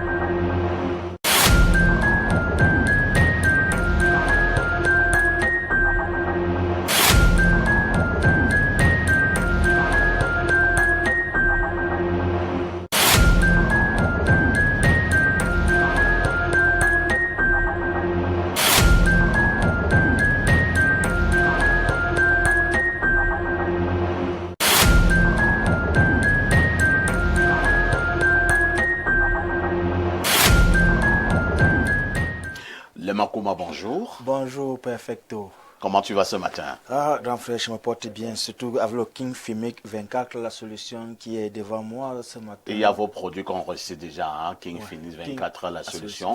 Tapez, OpenSex, c'est Rhumalox. Rhumatox, oui. Rhumatox, Oui. et tout. Parce qu'au quartier, quand j'arrive, on cite de ces On t'appelle avec ce nom-là déjà. On dit OpenSex. Docteur OpenSex. Alors, ce matin, ils sont encore nombreux qui souffrent de chlamydia. Oui. De chlamydia, déjà comme j'aime toujours le dire, tout le monde souffre de chlamydia. Mais on parle donc de chlamydia quand le taux il est élevé ou bien quand on commence à ressentir certains symptômes ou bien des complications. Nous avons par exemple les problèmes de mauvaise haleine qui n'émanent toujours pas de la bouche mais qui émanent du ventre du fait que le corps soit sale. Nous avons des personnes qui ont les mauvaises odeurs au niveau des aisselles, c'est-à-dire qu'elles ne peuvent pas soulever ici devant des gens parce que quand elles vont soulever là, il y a une forte odeur qui va dégager. Ce n'est pas pour dire que la personne a une mauvaise hygiène corporelle, non. Le problème vient au-dedans de la personne. Nous avons des personnes qui ont une mauvaise odeur au niveau de l'appareil génital, c'est-à-dire que quand la personne se déshabille devant son conjoint ou sa conjointe, ça sent très mauvais. Nous avons aussi des personnes qui ont une mauvaise odeur au niveau des pieds, c'est-à-dire que quand la personne va se déchausser, il y a une très forte odeur qui va dégager. On va dire que non, il faut utiliser le sel, il faut utiliser le citron, mais la mauvaise odeur persiste et perdure toujours. Alors le produit King Filmic 24, la solution, va aller éradiquer tous les germes et les bactéries qui sont responsables de ces mauvaises odeurs-là. Nous avons les messieurs qui ont les problèmes de faiblesse sexuelle, éjaculation précoce, reprise l'âne. J'ai toujours dit cela que ce ne sont pas des maladies, mais les symptômes de maladie, parce que le chlamydia ou la chlamydia provoque la faiblesse sexuelle et ça provoque même les problèmes de troubles érectiles de manière générale. Chez la femme, ça va entraîner les problèmes de sécheresse vaginale, c'est-à-dire qu'elle ne va pas sécréter normalement, elle ne va pas mouiller normalement. Lors du rapport sexuel, elle va avoir des douleurs. Parfois même, elle arrive à saigner ou même à avoir des écorchures. Et même l'homme ressort parfois de là avec des écorchures et bonjour davantage les infections sexuellement transmissibles et même des maladies virales qui vont se transmettre via ces écorchures-là. Alors le produit King Filmic 24, la solution, vient donc éradiquer tout ce qu'il y a comme germes et bactéries dans votre organisme. Désormais, vous allez produire des spermes en grande quantité et des spermatozoïdes en grande quantité et qui seront assez rapides pour pouvoir féconder votre dame. Pour vous, les messieurs qui n'arrivent pas à enceinter la femme. Merci pour vous, les messieurs qui n'arrivaient non plus à enceinter vos femmes et qui avaient ces problèmes de troubles érectiles. Là, vous avez la solution. On sort par le produit, le fameux produit OpenSex. Le produit à succès, ce produit-là qui aujourd'hui redonne le sourire, qui redonne de l'estime de soi à toutes ces personnes-là qui avaient perdu de l'estime, qui avaient perdu confiance en elles. Le produit OpenSex, c'est ce produit qui permet donc d'augmenter la taille et le volume de l'appareil génital. Beaucoup de personnes m'appellent pour me dire que mais si Dieu m'a donné un petit appareil génital, comment est-ce que tu veux venir, comment tu peux estimer que tu peux modifier ce que Dieu a donné? Il faut déjà d'abord savoir si c'est Dieu qui t'a donné le petit appareil génital, mais si ce n'est pas une erreur de tes parents, ou bien de tes géniteurs, ou bien de tes tuteurs. Alors, nous avons des causes principales qui sont à l'origine du petit appareil génital. Nous avons la circoncision précoce. Nous avons ces parents qui ont cette fâcheuse habitude de faire porter des caleçons trop serrés à leurs enfants. Et à côté, nous avons des personnes qui ont eu un appareil génital normal et qui, au fil du temps, elles ont vu leur appareil génital rétrécir, qui sont victimes de chlamydia, qui sont victimes des hémorroïdes, qui sont même parfois victimes de diabète. Elles ont vu leur appareil génital rétrécir. Alors, le produit OpenSex vient donc redonner la taille selon la convenance de tout un chacun. Nous avons 3 formats sur le marché. Il y a le grand format qui augmente entre 4 et 6 centimes d'augmentation. Il y a le moyen format qui augmente entre 2 et 4 centimes d'augmentation. Et le petit qui augmente entre 1 et 2 centimes d'augmentation. Les qui peuvent consommer OpenSex, c'est tout le monde qui peut consommer OpenSex. Que vous ayez 80 ans, 95 ans, 50 ans, 30 ans, 20 ans, vous pouvez consommer OpenSex sans effets secondaires et sans complications. Yaoundé, en Kolndongo, Carrefour, Iptec, Immeuble Baïga, Douala, Cité des Palmiers et Aquanor, ancien hôtel Madiba. Nous vous disons merci, hein, le Makoma, et à vendredi. Hein. Dès que tu m'invites d'en faire, je suis ton plateau. On sera toujours là pour aider à ces Camerounais et autres à travers le monde qui ont des petits soucis de santé. Tout à fait. Une touche pause s'impose.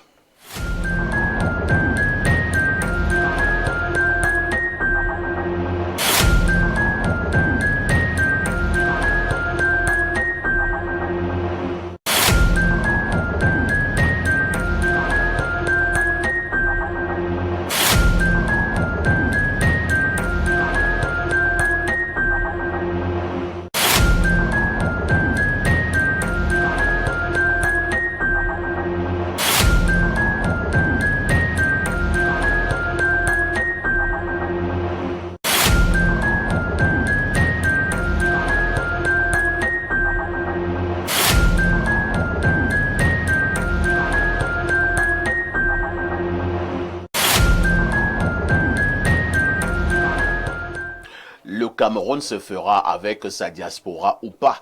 C'est la question principale que nous posons ce matin dans le cadre justement de mercredi diaspora. Et pourquoi cette problématique? Ils sont nombreux qui pensent que cette diaspora est très importante pour le développement du pays, pour le développement du Cameroun. À côté de cela, beaucoup pensent également, hein, et croient d'ailleurs Bordicus que la diaspora, entre guillemets, dérange. Surtout, certaines diasporas font montre de chantage. Je vous pose la question ce matin, hein, docteur Hugues François Nana.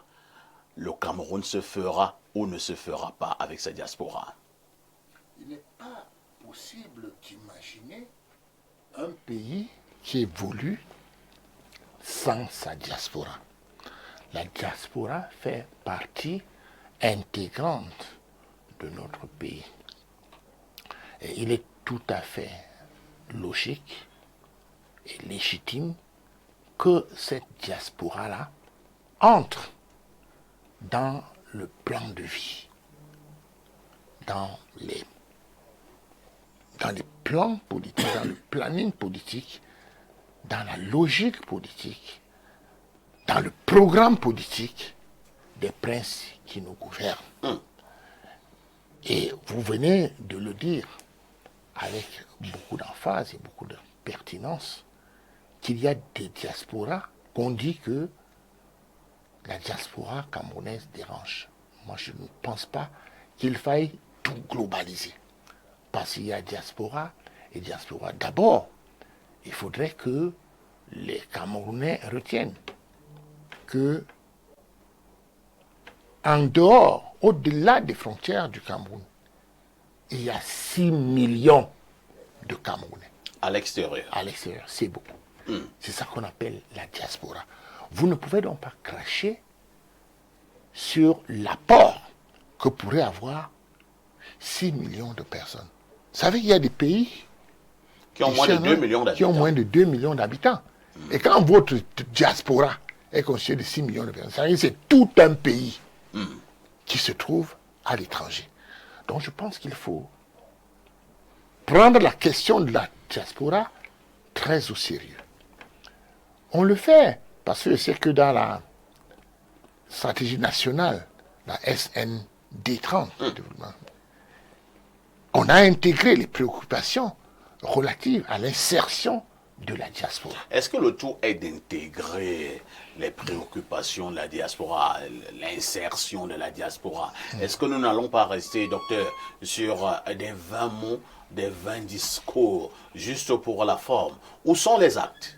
Je ne pense pas qu'on puisse rester sur la forme, parce que ça ne profite ni au peuple, ni à ceux qui gouvernent ce peuple. Beaucoup pensent justement, docteur Hugues François Nana, que certains qui nous gouvernent en ce moment en veulent à la diaspora, alors qu'eux-mêmes, ils sont des produits de la diaspora. Beaucoup de ceux qui nous gouvernent ont été, à un moment de leur vie, membres de la diaspora. Jusqu'au sommet de l'État. Y compris, à commencer par le président de la République. Il a été membre de la diaspora. Même tous.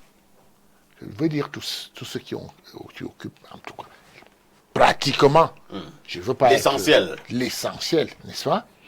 Et je pense que nous devons nous souvenir de ce que nous étions hier. N'est-ce pas? Et je crois que quand j'ai parlé de la SND30, tout à l'heure, les gens se sont effectivement souvenus. Maintenant, dans les modalités pratiques d'insertion de cette diaspora, il faut quand même une méthodologie, une méthode, parce que ce n'est pas dans le désordre qu'on résout des problèmes. Très bien. Il y a aujourd'hui vous allez chuter une forme de surenchère politique, surenchère sociale, parce qu'il faut dégager, il faut distinguer ces problèmes liés au statut de la diaspora des problèmes politiques globaux, c'est-à-dire des problèmes liés à la politique politicienne, parce que pour que ça ne devienne pas de la politique politiquée. Très bien. Merci. Professeur Noubissier, le Cameroun se fera avec sa diaspora ou pas? Le Cameroun ne peut pas se passer de sa diaspora. La diaspora a une impulsion qui est presque reconnue dans tous les pays du monde entier. Qu'est-ce que c'est qu'une diaspora? Il s'agit des Camerounais qui, à un moment donné, ont décidé d'aller à l'extérieur pour peut-être trouver des conditions meilleures. Et d'autres y vont parce qu'il faut aller chercher à l'extérieur pour revenir au pays investir. Voilà les deux trajectoires. Il y en a qui vont à l'extérieur pour des raisons personnelles, mais il y en a qui vont, qui, après avoir eu ce qu'ils ont eu, veulent rentrer, investir au Cameroun. La difficulté au Cameroun, c'est que comment est-ce qu'on peut faciliter le retour de ceux-là qui veulent venir investir? Bonne question. Parce que l'orientation du développement ne se fait pas sans des idéologies. C'est-à-dire qu'il faut d'abord qu'on pense le développement et qu'on situe le développement à un niveau spécifique. Mais parfois, au Cameroun, le développement va dans tous les sens. On ne sait pas quel est le levier sur lequel on s'appuie. Alors, si c'est organisé, c'est identifié, l'apport de la diaspora devient un impératif. Notre diaspora est tellement bien constituée à tous les niveaux, que ce soit sur le niveau éducatif, on a de très bons intellectuels hors du Cameroun, qui ont des connaissances, qui peuvent transférer, qui peuvent retourner au Cameroun. On en a besoin. À tous les niveaux, on en a besoin. Sur le plan de la culture, sur le plan politique. On a vu ce qui s'est passé tout récemment avec l'impulsion politique qui vient de la diaspora. Au jour d'aujourd'hui, politiquement, on peut déjà évaluer l'apport de la diaspora.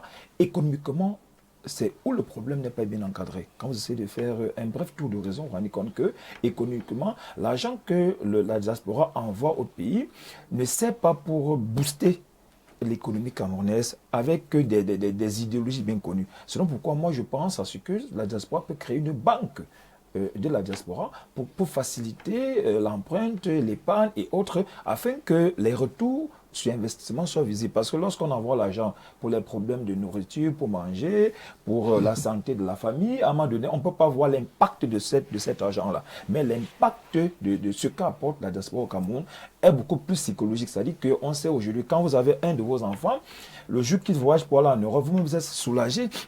Ce soulagement-là n'a pas de prix, de savoir que son enfant a quitté le Cameroun pour aller ailleurs, parce qu'il devient maintenant l'espoir de toute une famille, l'espoir de toute une communauté et logiquement l'espoir de toute une nation. Bon, pour dire que notre diaspora, on ne peut pas ne pas parler avec elle, ne pas conjuguer le développement avec cette diaspora. Autre chose maintenant, c'est que notre pays a des difficultés à faire confiance parfois lorsqu'on a en face de soi un Camerounais qui vient avec un projet et un expatrié, on a tendance à aller dans le sens de l'expatrié.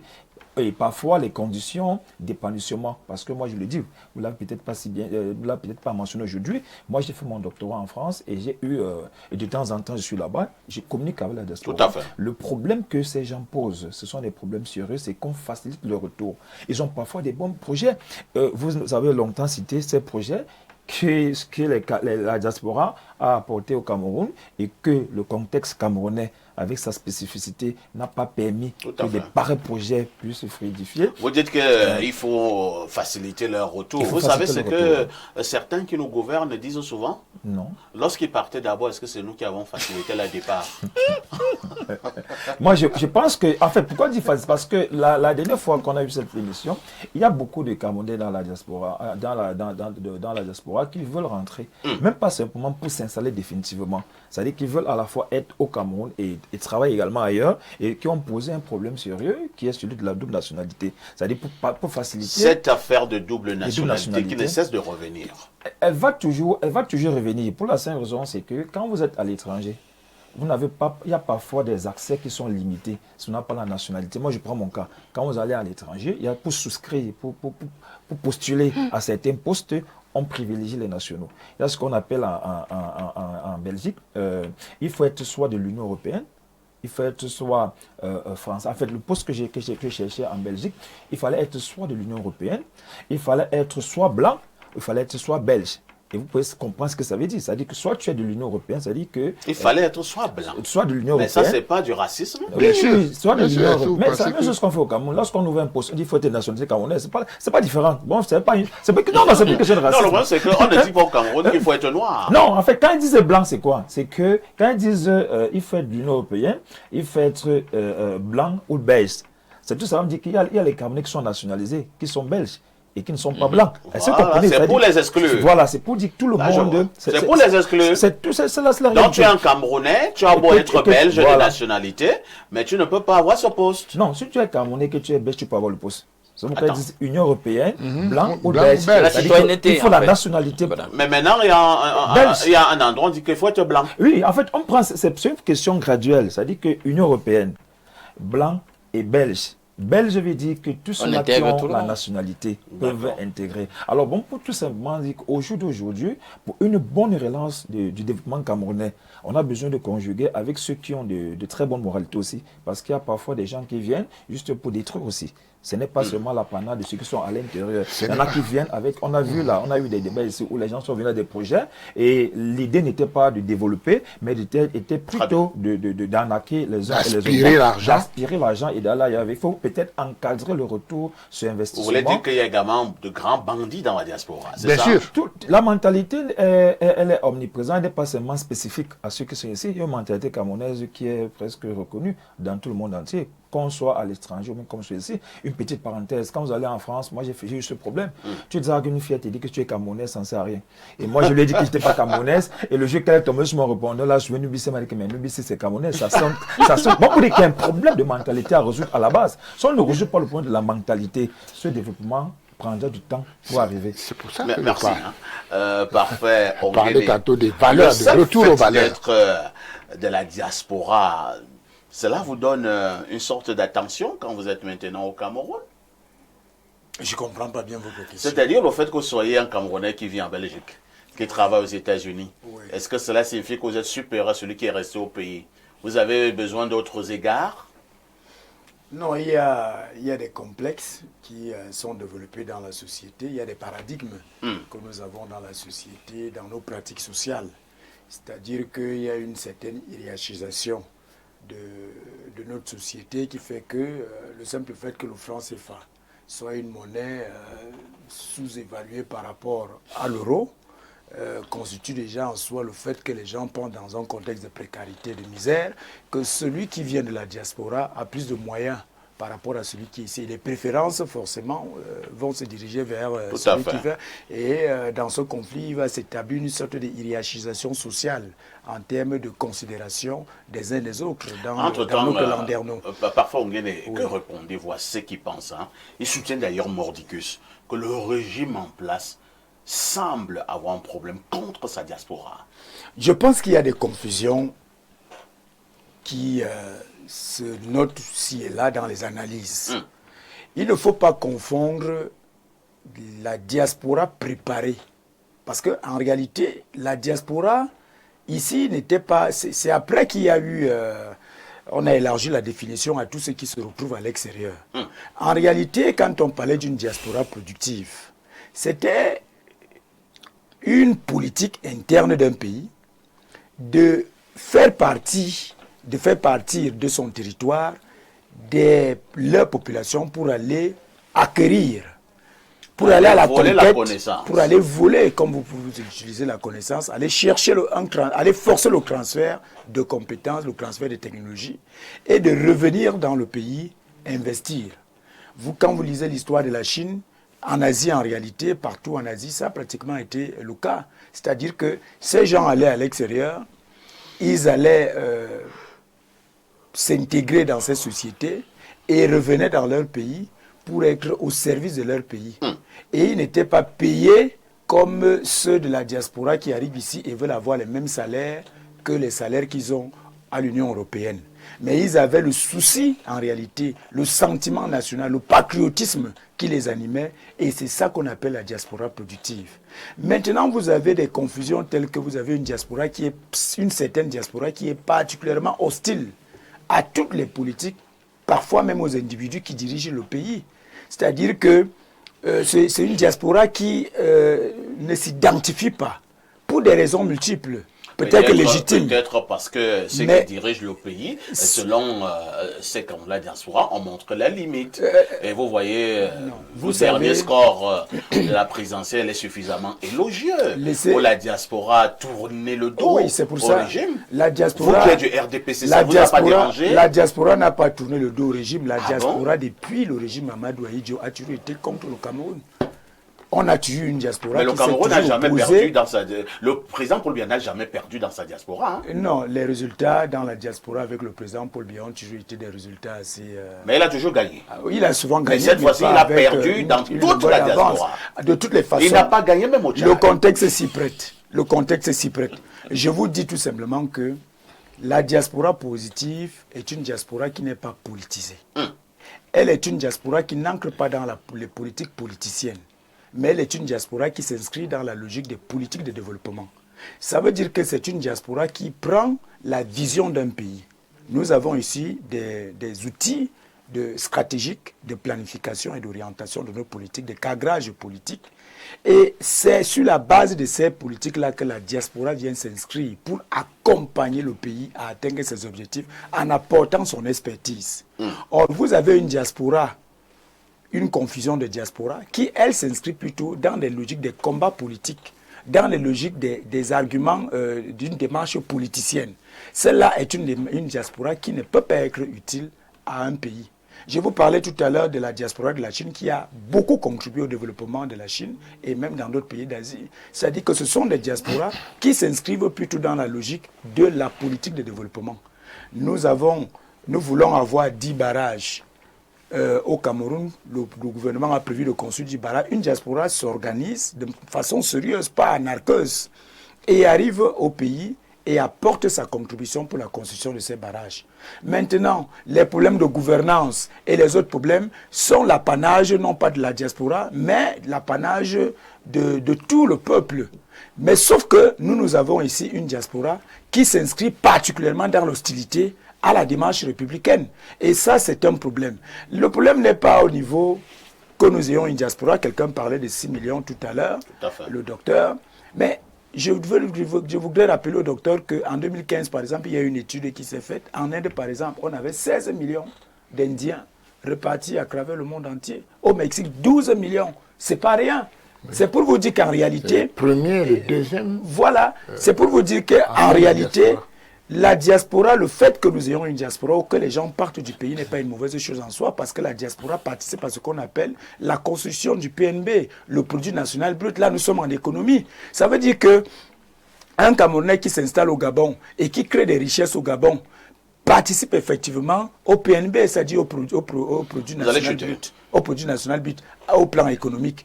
Et même au niveau, au plan social, il y a des accompagnements des familles, quelqu'un a cité tout à l'heure, des transferts d'argent, des investissements et tout le reste. Vraiment, c'est une diaspora qui apporte la contribution. Mais sauf que, je pense, de ma modeste opinion, que nous devons redéfinir la politique de la diaspora au Cameroun pour mieux nous repositionner dans la capitalisation de ces ressources qui se sont expatriées. Il faut dire que quelqu'un a évoqué tout à l'heure la question de la double nationalité. Mais non, le président Biya avait déjà anticipé. Souvenez-vous, en 2011, enlevant le verrou. En 2011, le président était allé en France.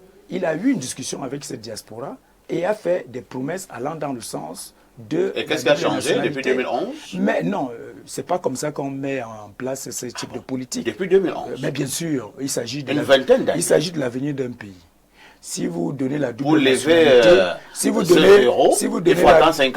donnez la double nationalité aux gens qui enfarinent les membres du gouvernement en France, ou bien des gens qui insultent le président de la République, vous pensez que vous aurez fait du bien à votre pays? Non, il y a une réflexion profonde encore à mener pour redéfinir les profils et les mécanismes de l'encadrement de cette double nationalité ou de cette triple nationalité. Merci. Mais je pense que ça fait partie des réflexions hautement stratégiques du pouvoir en place, du régime, pour voir dans quelle mesure est-ce qu'on peut davantage faciliter l'intervention de la diaspora dans l'essor de notre développement économique et social. Alain Douk, que faire pour que les rapports entre la diaspora du pays et l'ordre gouvernant reviennent encore au beau fixe? Il faut simplement une volonté politique. Et je suis toujours très amusé quand j'entends cette espèce de dichotomie qu'on veut faire. À chaque fois, il y a ceux qui doivent faire de la politique, ceux qui ne doivent pas faire de la politique. Tout est politique, les amis. Ces diasporiens, ex-diasporiens qui gouvernent aujourd'hui, étaient de fervents militants de l'époque où ils étaient encore de l'autre côté en Occident. Le président de la République, il était très actif, non? Il militait dans l'UPC de l'époque. Oui, non, mais non, moi je suis sur l'élément de langage relatif à la politique. Ils ont toujours été actifs politiquement. Donc on ne va pas refuser à ceux de la diaspora d'aujourd'hui de faire de la politique. Et j'insiste, il n'y a pas de la politique aux politiciens, non, c'est dépassé ça. On comprend que tout est politique. Le prix du pétrole lampant, le prix du riz, la qualité du système éducatif, le prix du gaz, le prix de l'énergie, etc. Tous les aspects de la vie sous le soleil, le système de valeurs, tout ça, c'est la politique qui décide. Alors, si vous dites aux gens que la politique, c'est pour certains et pas pour d'autres, ceux qui vont laisser faire la politique, pas un caste de personnes, ils vont se faire flouer, très forcément. Alors, le Cameroun se fera sans sa diaspora ou pas? Ben, parfait. Pour répondre à cette question, je dis, moi, je répondais au conditionnel. Le Cameroun devrait se faire avec sa diaspora. Mais revenons au présent de l'indicatif, est-ce que c'est ce que veut le pouvoir en place? Oui. Non, parce qu'au niveau des chiffres, c'est pas ça. Parce que 3 ou 4% de contribution d'une diaspora aussi puissante, reconnue de tous, que le Cameroun, vous voyez, pour passer de 3% ou 4% à 0%, pour nullifier cette contribution au PIB, c'est trop facile, hein? Ouais, c'est un indicateur qui renseigne pour dire qu'en réalité, on ne veut pas trop faire avec vous. Parce qu'on a une diaspora qui, à minima, pourrait contribuer au regard de ce qu'elle représente, même aux yeux du monde, des considérations qu'on porte sur l'intelligence camerounaise, ses capacités. On a une diaspora qui pourrait, à minima, contribuer à 40% dans le PIB du Cameroun. Mais écoutez, si on veut véritablement que cette diaspora contribue au développement, considérons-la comme nous-mêmes, une part de nous à l'extérieur. Ça veut dire qu'il ne doit pas avoir de gap. Il ne doit pas avoir un rift qui sépare les nationaux d'eux. Alors quand vous mettez toute une ingénierie de choses qui leur démontrent qu'en réalité, puisqu'ils sont partis, ils vont du mal à pouvoir démontrer par la suite qu'ils sont toujours Camerounais, qu'il y a un distinguo, qu'il y a une différence patente finalement entre eux là-bas et nous ici, qu'il n'y a pas de circularité, qu'il n'y a pas d'égalité, d'équité, ça va devenir un vrai problème. Parce que c'est ça, on ne doit pas leur donner la démonstration qu'une fois qu'ils sont partis, on a rompu quelque chose au niveau de l'entretien du sentiment d'appartenance. Et je vous dis, faisons ça comme au quartier, les gars. Est-ce qu'il existe officiellement une politique de stigmatisation? Moi, c'est ce que je veux démontrer. Si moi, je suis diasporien, parfait, si je suis diasporien, Je dois revenir au pays, tu me demandes de payer les frais, j'interpréterai ça. Non, mais c'est la loi. Si vous n'avez plus la nationalité, ça de la plus mauvaise façon. Il faut vous conformer. Imagine parfait, tu rentres le soir et tu viens frapper à la porte de la maison et on te dit que pour entrer chez toi, tu as des droits. Mais forcément, tu vas te dire à un niveau, mais est-ce que je suis encore le patron de cette maison? Oui, merci. Donc c'est un peu ça. Oui, docteur François Nana. Il faut quand même mettre une sorte de bémol. Allez-y. À ce que il vient de dire. Parce que, d'abord, quand on dit que la diaspora n'est pas coopérative, qu'elle fait ceci, il faut distinguer. Il faut faire un distinguo entre les personnes qui n'ont pas de papier en France, ou en Belgique, ou aux États-Unis, qui n'ont aucun papier, qui n'ont aucune fonction, qui cherchent quoi faire quand une journée commence. Du matin au soir, vous ne savez pas ce qu'il faut faire. Mais il y a une autre diaspora, des Camerounais, qui sont là-bas, soit pour leurs études, soit qu'ils travaillent. Justement, je vais du moment où ils sont partis illégalement et qu'ils réussissent, vous les célébrez. Gano, par exemple. Je ne vous ai pas interrompu. Vous pouvez me laisser développer? Allez-y. Sauf que moi, je trouve comment. Bon, en tout cas. Je dis que si vous êtes à l'étranger et que vous n'avez rien à faire, parce qu'il y en a, de temps en temps, je vais là-bas, il y en a qui ne font rien du tout. Du tout, ils ne font rien. Et ils vivent comment? Ils se débrouillent. Parfois, ils sont gardiens de nuit.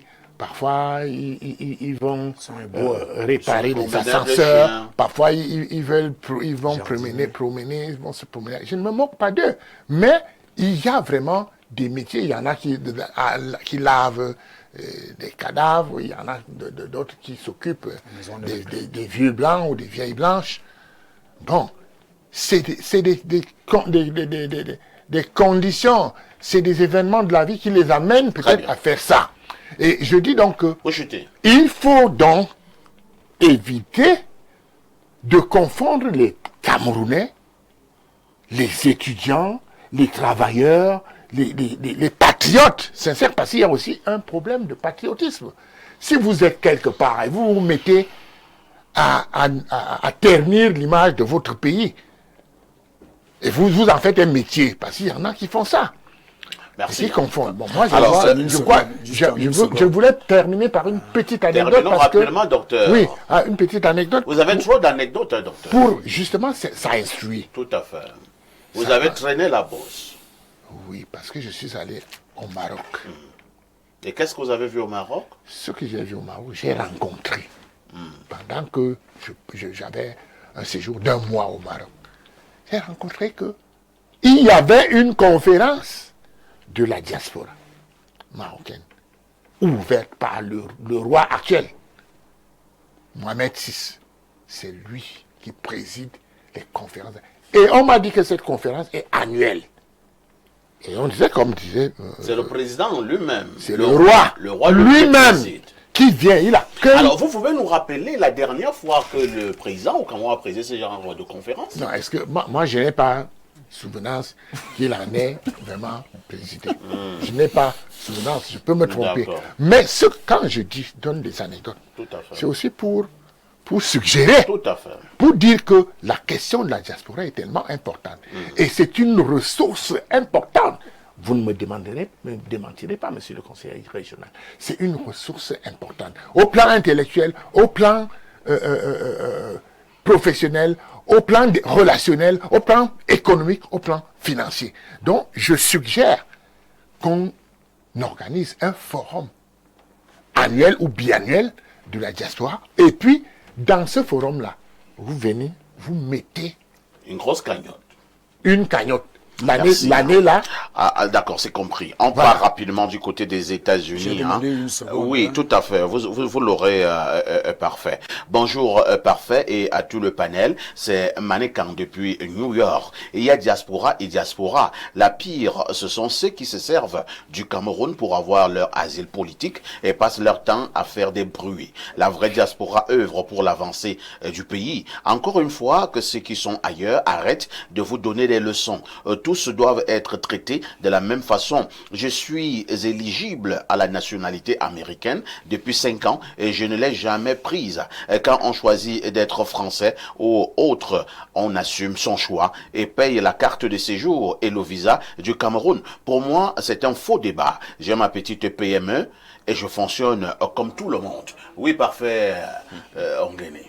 Oui, effectivement, je voudrais quand même rebondir sur ce qu'a dit Alain ici.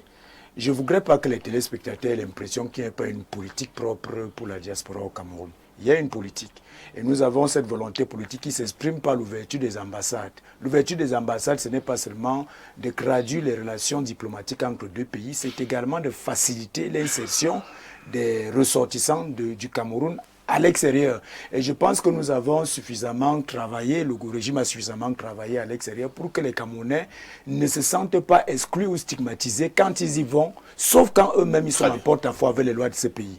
Alors je voudrais dire que il y a, quelqu'un nous disait, il y a ce qu'on appelle des aptitudes à l'Indouk et il y a des attitudes. Vous pouvez avoir les aptitudes, mais si vous échouez au niveau des attitudes, vous aurez occulté en réalité vos aptitudes. Non, la question ici est que lorsque vous faites... Non, elle n'est pas marginale. Je vous dis... C'est une diaspora marginale. Il faut que nous ayons ce qu'on appelle... des actes d'incivisme. Il faut que nous ayons...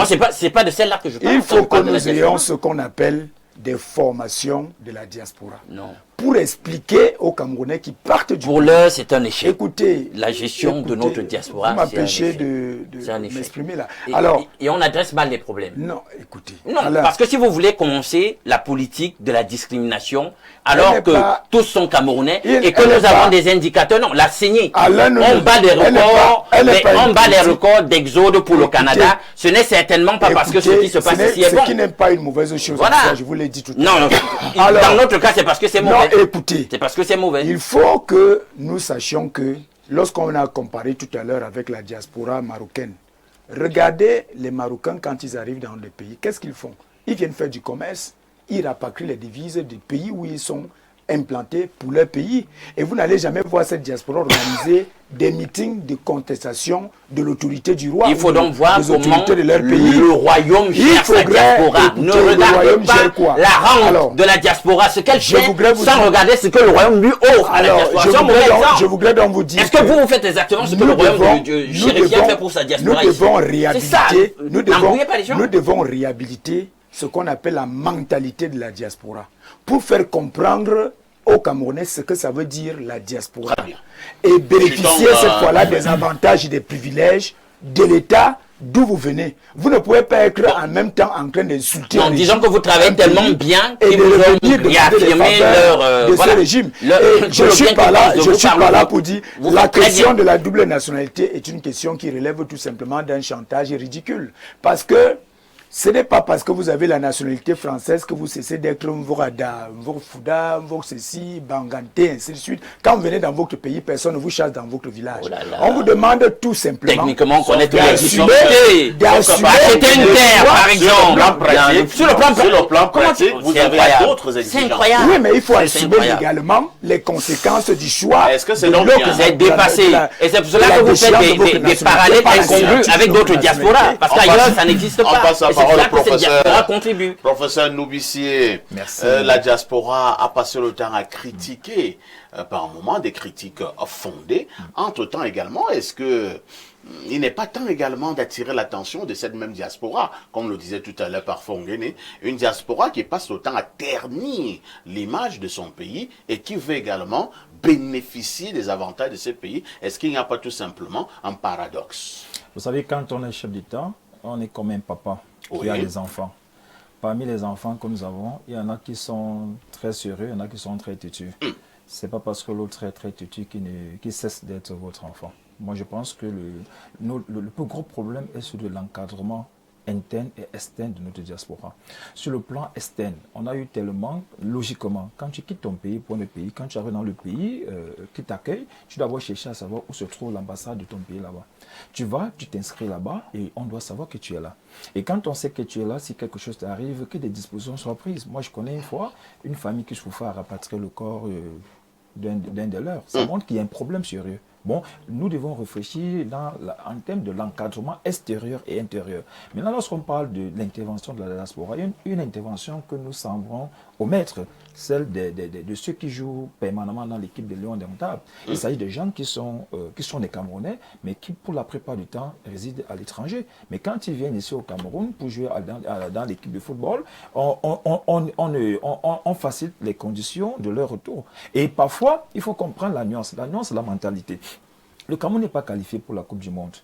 C'est les mêmes gens qui jouent, c'est les mêmes Camerounais qui jouent à l'étranger, qui ont rencontré dans le pays ce que je décris tous les jours, la mentalité camerounaise. Et c'est cette mentalité qui a empêché aujourd'hui que nous soyons qualifiés. Beaucoup disent, quand cette diaspora va décider de rentrer, qu'on les encadre en sachant ceci, qu'on le veuille ou pas, ils sont différents de ceux qui sont seulement restés ici, parce que les expériences qu'ils accumulent à l'étranger transforment leur mentalité, transforment leurs aptitudes et transforment leurs attitudes. Ce qui fait que leur retour au Cameroun, on doit d'abord savoir que la manière de les prendre doit être différente de celle de comment on prend ceux qui sont restés et qui n'ont jamais fait la rencontre avec la diaspora. On repart du côté de notre messagerie qui explose comme d'habitude. Un autre message du Qatar. La majorité des Camerounais de la diaspora est considérée comme des opposants pour la simple raison que la plupart viennent d'une communauté que je ne voudrais pas citer. Moi-même, je ne connais pas cette communauté. Aujourd'hui, nous avons d'un côté les Sardinards et d'un autre les Tontinards. S'occuper des vieillards dans une maison de retraite ou laver les cadavres est une honte? C'est une question. Personne ne l'a dit sur ce plateau.